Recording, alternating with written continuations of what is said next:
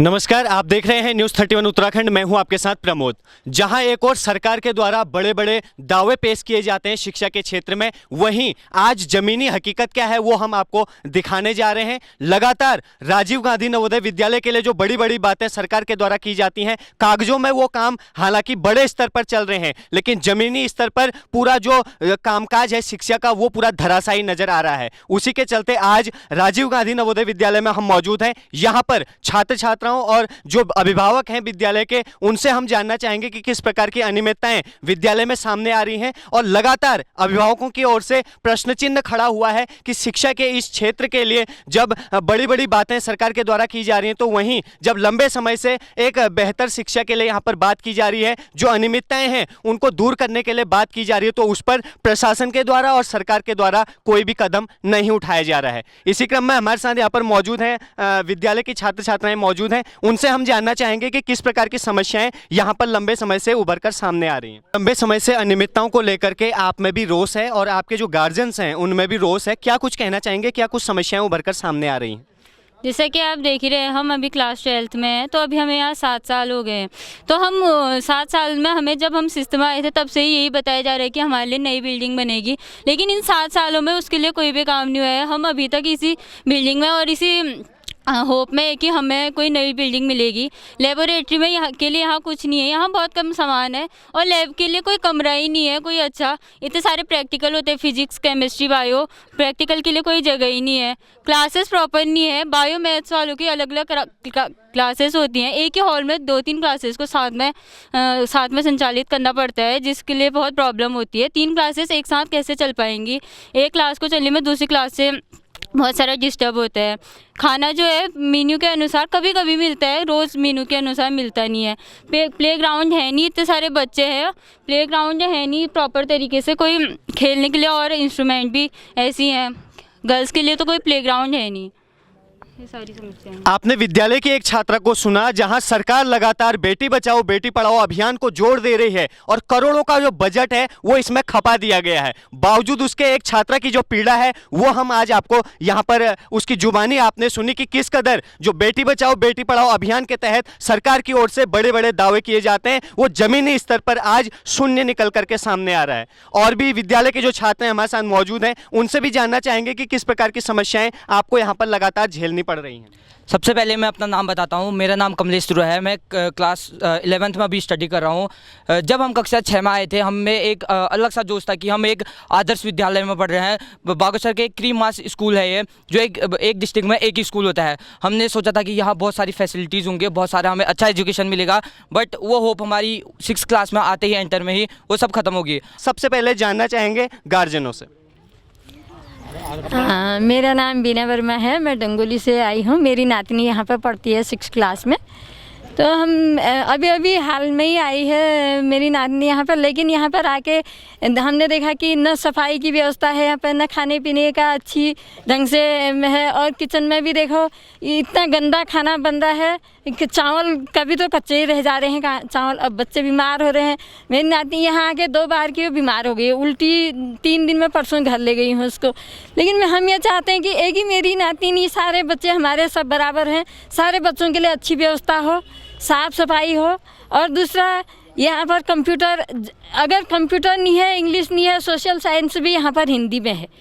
अभिभावकों का जो दर्द है लगातार किस प्रकार छलक रहा है वो आज हम आपको दिखा रहे हैं। लगातार अभिभावकों की ओर से प्रशासन और सरकार पर सवाल दागे जा रहे हैं। जहां अभिभावकों का एक सपना होता है कि अपने बच्चे को पढ़ा लिखा करके एक जो बेहतर किस्म की शिक्षा है उसे प्रदान की जाए उसके बाद, ताकि वो अपना उज्जवल भविष्य बना सके। लेकिन जब बच्चे के पास शिक्षा लेने के लिए एक अच्छे वातावरण का निर्माण नहीं हो पा रहा है, तो वहीं अभिभावकों ने एकजुट होकर के आज अपना जो दर्द है वो लगातार आप सभी के समक्ष रख रहे हैं। और भी अभिभावक हमारे सामने मौजूद हैं, उनसे भी जानना चाहेंगे सर, लंबे समय से क्या क्या परेशानियां आपको लगातार यहां पर झेलनी पड़ रही हैं? सर, मेरा नाम त्रिलोक सिंह कोश्यारी, मैं कपकोट का रहने वाला हूं। सबसे सर्वप्रथम समस्या, सरकार ने हमारी जो भवन निर्माण के लिए 2017 से लगातार कैबिनेट के अंदर प्रस्ताव भेजने कर रहे हैं, कोई प्रस्ताव न वहाँ पर देखा जा रहा है, न सरकार देख रही है, न यहाँ पर मतलब कोई समस्या हमारी मतलब खाने पीने की ठीक है बच्चों की। खुद मैं अभी शिव सिंह बिष्ट माननीय हमारे अध्यक्ष जी बागेश्वर के, उनको भ्रमण करवा के दिखा लिया है। किचन की ना साफ़ सफाई, स्वच्छता अभियान में आज देश चल रहा है, सरकार चल रही है। उस पर जो है जब हम किचन रूम पर गए, पूरी मतलब ऐसी सेंट आ रही है जो खाने लायक, वहाँ खड़ा होने लायक भी जगह ठीक नहीं बन पाई है।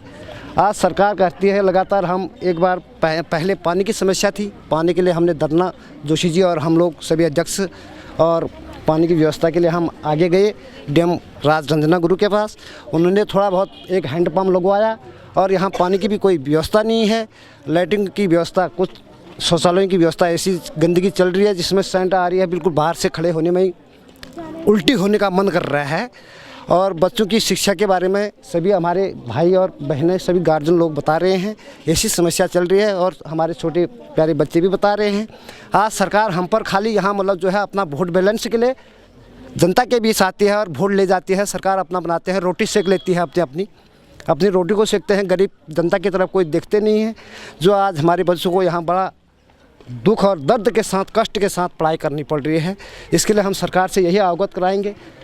आने वाला समय में हम ये देखना नहीं चाहते हैं। आज हमारे जो छुट्टी पड़े हैं, छुट्टी के बाद हम यहाँ की व्यवस्था ज़रा दुरुस्त देखना चाहते हैं। और भी अभिभावक हमारे साथ मौजूद हैं, उनसे भी जानना चाहेंगे। सर, क्या कुछ कहना चाहेंगे, क्या निवेदन करना चाहेंगे सरकार से? मेरा नाम विनोद जोशी है, मैं यहाँ पर एसएमसी अध्यक्ष हूँ। मैं ये कहना चाहूँगा, सबसे पहले तो मैं आपको ये बता दूँ कि राजीव गांधी नवोदय विद्यालय की दुर्दशा देखकर कभी कभी मन में इतनी पीड़ा हो रही है कि ऐसा लगता है कि क्या हमने बच्चों को किसी जेल में बंद कर दिया है, क्या बच्चों को हमने ऐसे खुले में छोड़ दिया है। आप सरकारें इतनी बड़ी बड़ी बात करती है, क्या मोदी जी का सपना यही है, स्वच्छ भारत का सपना है? ये मैं इसलिए कह रहा हूँ, जब विद्यालय ओपन हुए 1 महीने तक यहाँ स्वच्छक कर्मचारी नहीं था, कचड़ों का अंबार लगा था।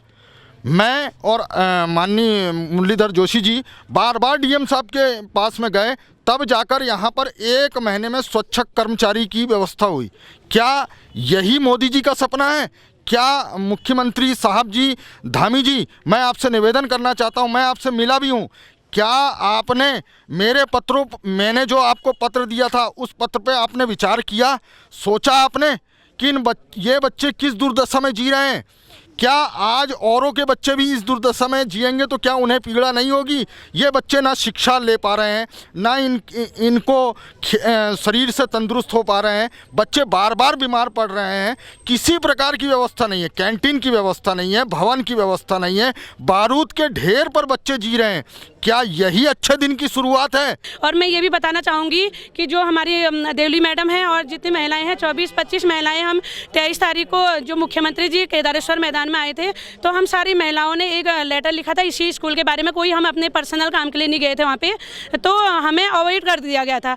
मैं ये बताना चाहूँगी, मुख्यमंत्री जी तो हमारे सामने आएंगे नहीं कि तुम्हारे पास क्या समस्याएं हैं, लेकिन जो वहाँ पे जनप्रतिनिधि थे वो हमें खुद जानते थे और उन्होंने हमें अवॉइड कर दिया। अभी तुम्हारी बारी आएगी, अभी तुम्हारी बारी आएगी, तो हमारा वो काम का पूरा क्या कहते हैं, हमें इनकार कर दिया गया। और अगर यदि हम वहाँ पे अगर सड़कों की बात करते या कुछ और मदिरा दुकान खोलने की बात करते तो हमारा वो शायद वो वहाँ पे काम हो जाता। कहने के लिए हमारे पास कुछ भी नहीं बचा है, क्योंकि विगत 12-13 सालों से विद्यालय चल रहा है और जो सरकारें आती रही जाती रही हैं और कोई भी इस बात को संज्ञान में नहीं ले रहा है। ये बड़ा दुखद विषय है। पहले बीजेपी की सरकार ने श्यामा प्रसाद के नाम से विद्यालय की घोषणा करी और वह सरकार के जाने के बाद फिर वही विद्यालय राजीव नवोदय में कन्वर्ट हो गया। लेकिन ना तो भवन कांग्रेस सरकार ने 5 साल में बनाया, ना बीजेपी ने बनाया। ये जनता को बेवकूफ़ बना करके यहाँ के ज़िले के बच्चों के साथ बहुत बड़ा अन्याय कर रहे हैं और इसमें बड़ा दुखद है मेरे को, इस अन्याय के सहभागी अधिकारी और शिक्षा विभाग बना हुआ है, जो बार बार इनको अवगत कराने के बाद भी इसमें कोई कार्रवाई नहीं होती है। अभिभावकों का जो दर्द है लगातार छलकते जा रहा है, लेकिन बावजूद उसके सरकार और प्रशासन की ओर से कोई कवायद यहाँ पर शुरू नहीं की जा रही है।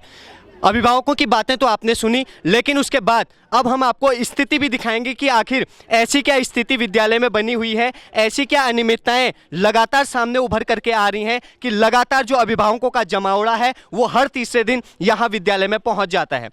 आपको दिखाना चाहेंगे कि जो विद्यालय में शौचालय बने हुए हैं, आखिर क्या दुर्दशा उनकी है। स्वच्छ भारत, सुंदर भारत का जो सपना लगातार सरकार की ओर से देखा जा रहा है, लगातार बड़े बड़े दावे उसमें पेश किए जा रहे हैं और कहीं ना कहीं करोड़ों का जो बजट है वो उसमें लगा दिया जाता है। वहीं हालत हम आपको दिखा रहे हैं कि किस प्रकार बदहाल शौचालय में, जो शौचालय कहना भी जिसे गवारा नहीं होगा, ऐसे बदहाल शौचालयों में लगातार बच्चे जाने को मजबूर हैं, जिनका प्रयोग करने से कि लगातार बच्चों में कई बीमारियों का संक्रमण होने का भी यहाँ पर खतरा बना हुआ है।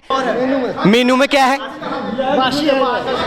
आपको हकीकत दिखाते हैं। मेन्यू, सबसे पहले मेन्यू में जाएंगे। मेन्यू कहाँ पे है?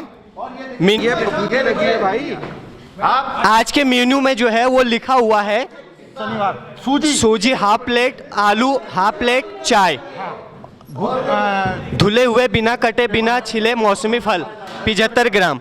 लेकिन हकीकत क्या है वो हम आपको दिखा रहे हैं। हकीकत जो है वो कुछ और ही बयां करती है कि किस कदर जो लगातार जो अनियमितताएं लगातार आ रही हैं वो यहाँ पर किस कदर उभर करके सामने आ रही हैं।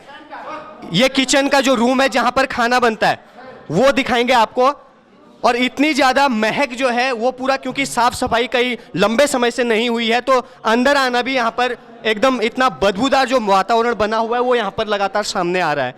आपको दिखाएंगे कैंटीन कहाँ है? ये तेल की स्थिति, कितने दिनों से यही तेल में खाना खिलाया जा रहा है?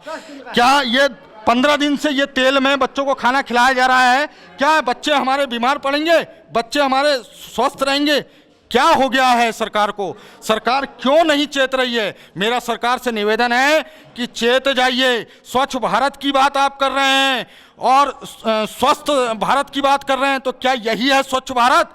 और लंबे समय से, ये कोई 1-2 महीनों की बात नहीं है, काफ़ी लंबे समय से ये समस्याएं सामने उभर करके आ रही हैं, लेकिन उसके बाद भी समझ ये नहीं आता कि सरकार की ओर से इसके लिए कोई प्रयास क्यों नहीं किया जा रहा है।